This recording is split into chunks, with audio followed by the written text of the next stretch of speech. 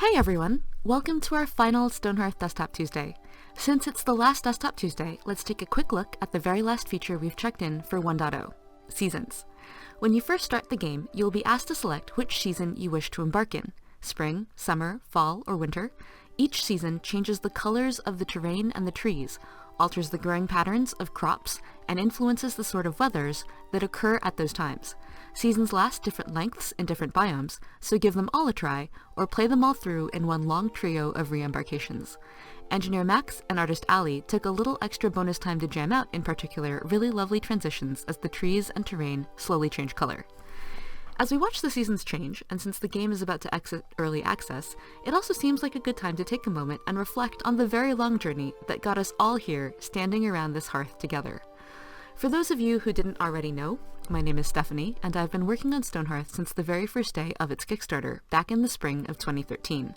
By that point, I'd already been a software engineer in Silicon Valley for almost a decade, and I had a really awesome job at a large tech company that was building the infrastructure behind the cloud services we all use today.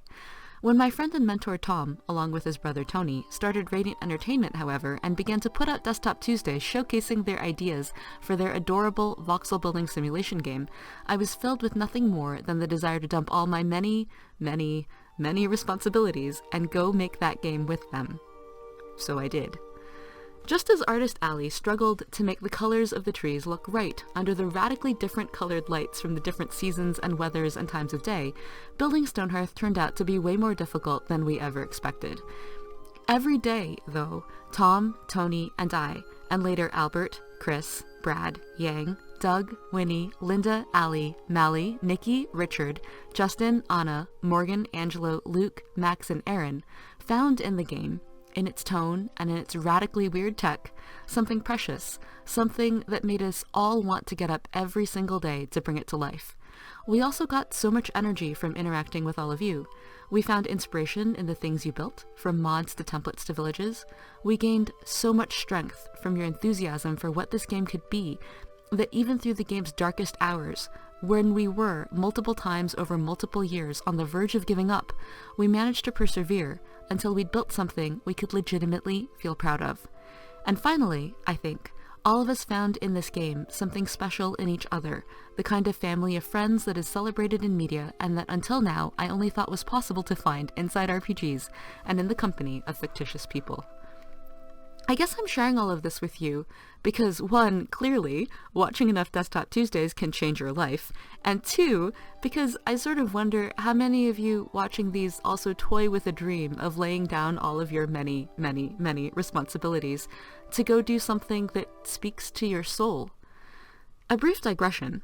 I came from a very pragmatic immigrant family, but the schools I grew up in, the teachers I had, the media of the world around me, and even this one famous guy who spoke at my graduation, were so passionate when they said, "You've got to find what you love," that for most of my life I've wondered if there's any truth in it. The full quote from that graduation goes something like, quote, "You've got to find what you love, and that is as true for your work as it is for your lovers. Your work is going to fill a large part of your life, and the only way to be truly satisfied is to do what you believe is great work. And the only way to do great work is to love what you do.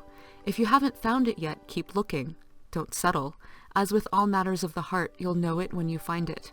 And like in any great relationship, it just gets better and better as the years roll on. So keep looking until you find it. Don't settle."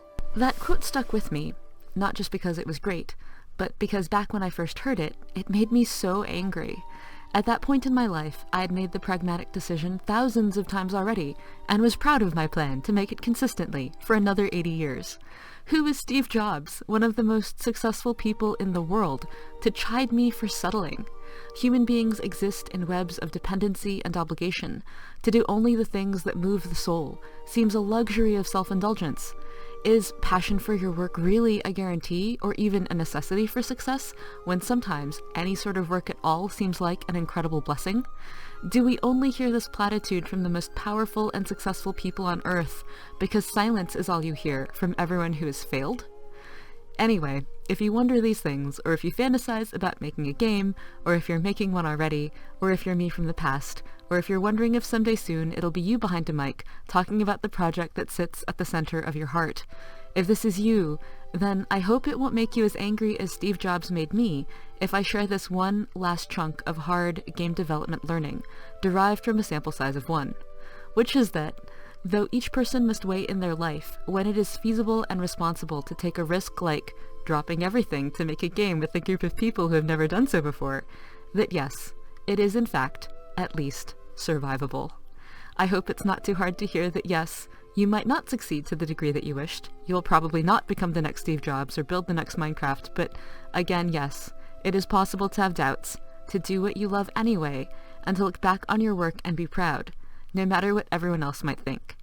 But finally, and perhaps most importantly, the takeaway I think gets the least press on the subject is that over the last 5 years, all of you have proven to me that people who pursue what they love naturally draw together others who love those things as much as they do, and therefore may discover, along the way, as I did, the best of friends, the best of people, and maybe even the best of themselves. I had this opportunity because of all of you. Stonehearth exists because of all of you, and I will be forever grateful. In a world full of media, thank you especially for your time. The internet is very small, and the world of games even smaller. I look forward to meeting again when we all have more to say to each other, and if that is too far from now, you can find me here in the comments or on our forum at discourse.stonehearth.net. Team Stonehearth will also have one last all-day stream on Thursday, July 26th, to commemorate the 1.0 of our game, and there will also be a 1.1 release in December with bug fixes, performance improvements, a modding guide, and probably a few more other little treats. See you there, and if not, certainly again someday.